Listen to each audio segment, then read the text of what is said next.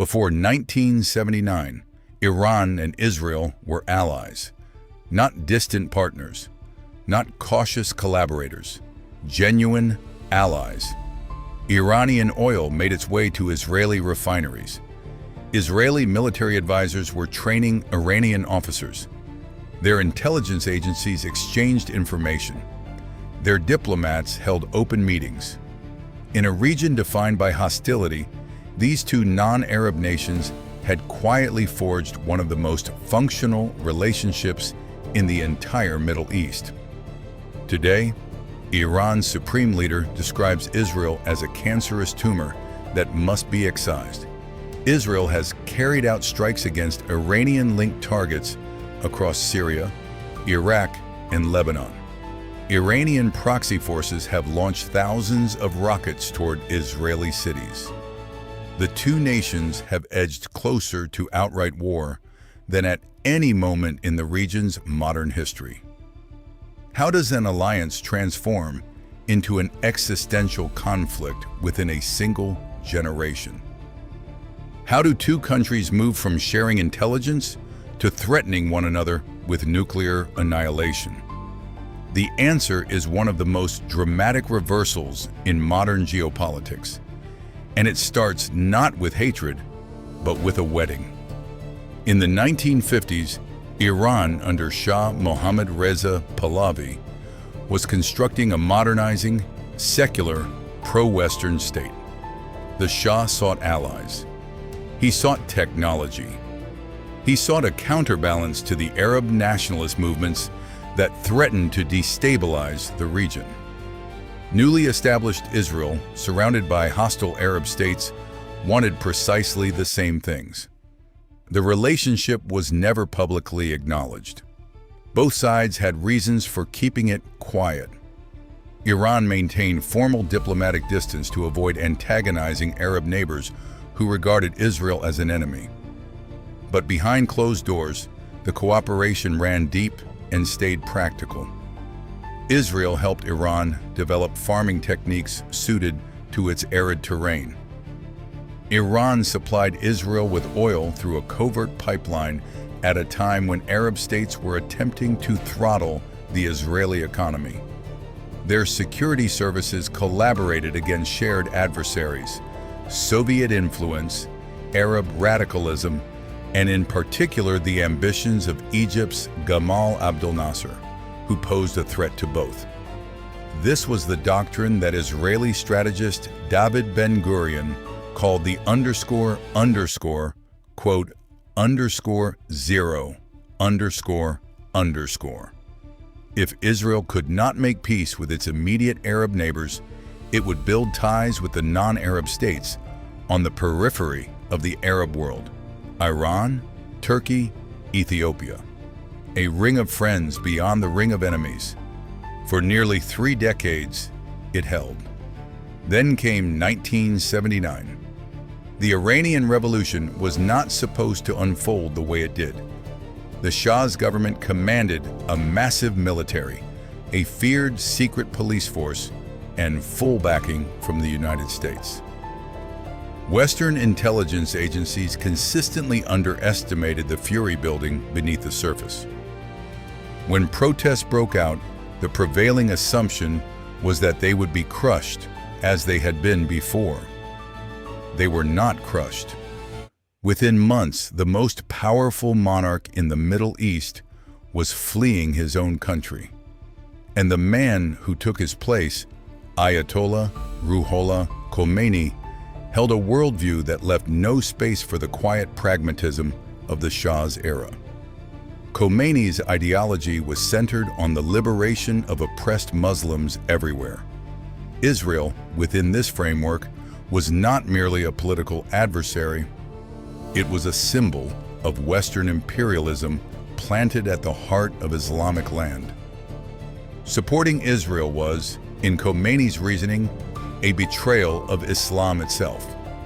Within weeks of assuming power, his government cut all ties with Israel. The Israeli embassy in Tehran was handed over to the Palestine Liberation Organization. The alliance was finished. Something else was beginning. Yet the transformation from broken alliance to active conflict took time. The first decade after the revolution was consumed by the Iran-Iraq War, 8 years of devastating combat that killed hundreds of thousands and left Iran economically drained. Israel, eyeing Saddam Hussein's Iraq with its own anxieties, actually sold arms to Iran through intermediaries during this period. Both countries feared Iraq more than they feared each other. Pragmatism, even between enemies, follows its own logic. What changed everything was Lebanon. Iran's decision to establish Hezbollah in Lebanon in the early 1980s was the moment the conflict became structural. Hezbollah was not simply a militia. It was a project, an effort to plant a permanent Iranian military presence on Israel's northern border, disguised as a Lebanese political and social movement. Iran provided weapons, training, funding, and ideology. In return, it gained something without precedent, a forward operating base thousands of miles from Tehran, capable of striking Israel directly. Israel grasped immediately what this meant. For the first time, the conflict with Iran was not theoretical, it was geographic. Iranian-trained fighters armed with Iranian-supplied rockets were now sitting on Israel's border. The following 2 decades were a slow escalation. Hezbollah grew more powerful. Its rocket stockpile expanded from crude short-range weapons to sophisticated missiles capable of reaching Tel Aviv. Israel fought Hezbollah in Lebanon repeatedly, a major war in 1982, another in 2006, and continuous lower-level conflict in the years between. But Hezbollah could not be dismantled as long as Iran kept resupplying it. And Iran had every incentive to keep Hezbollah strong. It was the most effective instrument Tehran had ever built. Then Iran began building something more dangerous than a proxy army. The Iranian nuclear program had existed in various forms since the Shah's era, but after the revolution, it took on a different character. A country that had survived an 8-year war, that felt encircled by American military bases, that watched the United States invade Iraq and topple its government, drew a lesson. Nations with nuclear weapons were not invaded. Nations without them were. For Israel, a nuclear-armed Iran was not an abstract threat. It was an existential one. A country whose leadership had called for Israel's elimination, that funded groups actively working to kill Israelis, that possessed the missile capability to deliver a warhead. This represented a different category of danger from anything Israel had confronted since its founding. Israel's response was covert, relentless, and extraordinarily aggressive. The Stuxnet computer worm, widely attributed to a joint American-Israeli operation, destroyed nearly 1,000 Iranian centrifuges without a single bullet being fired. Iranian nuclear scientists were killed on the streets of Tehran in operations that bore the unmistakable hallmarks of Israeli intelligence. Facilities exploded, equipment failed in ways that defied explanation. Iran retaliated, not directly, not yet, but through its proxies. Hezbollah carried out operations against Israeli and Jewish targets around the world. Hamas, the Palestinian militant group that Iran began funding and arming in Gaza, launched wars against Israel in 2008, 2012, 2014, and then the catastrophic assault of October 2023. Iranian-backed militias in Iraq fired on American military bases. The Houthis in Yemen, equipped with Iranian weapons, began targeting Israeli-linked shipping in the Red Sea. This is what Iran had assembled over 4 decades. Not a single army, but a network.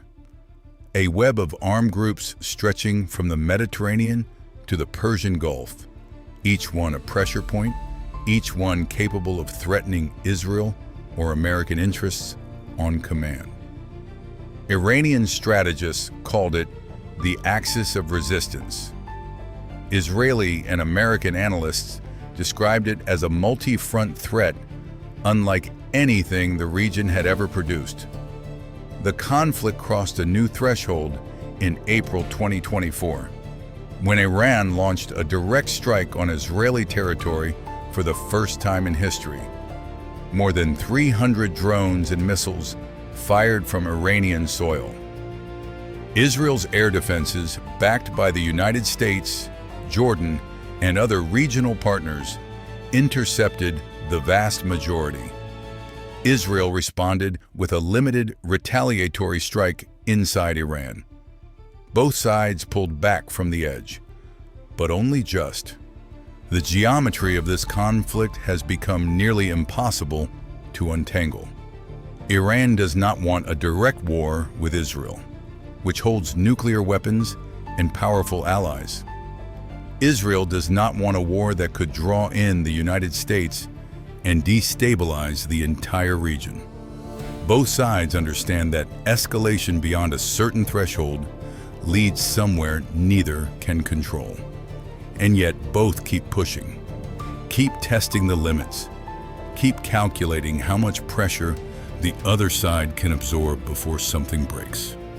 What makes this conflict so resistant to resolution is that it is not fundamentally about territory. It is not about a border dispute or a resource that can be divided.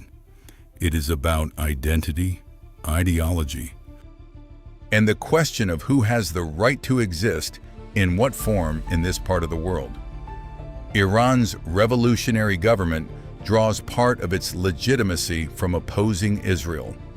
To make peace with Israel, or even to ease back from the confrontation, would mean abandoning something foundational about what the Islamic Republic claims to stand for. And for Israel, an Iran that is nuclear armed and ringed by proxy armies is not a neighbor to be managed. It is an existential threat to be neutralized. 2 countries, once allies, now locked in a conflict neither knows how to end. The Shah and the Israeli diplomats who constructed their quiet alliance in the 1950s could not have imagined this. They were pragmatists in a pragmatic world, building practical relationships for practical reasons. What replaced them were ideologies that don't negotiate, don't compromise, and don't forget. History is full of alliances that hardened into enmities. But few have turned as completely, as swiftly, or with such enduring consequences as this one. The Middle East today is shaped by this conflict more than almost any other single factor. The wars in Lebanon, in Gaza, in Syria, in Yemen, they are all, in different ways, chapters in the same story. A story that began with a secret friendship, ended with a revolution, and has been written in blood ever since. How it ends, nobody knows. But the 2 countries at its center have made one thing clear: neither intends to disappear.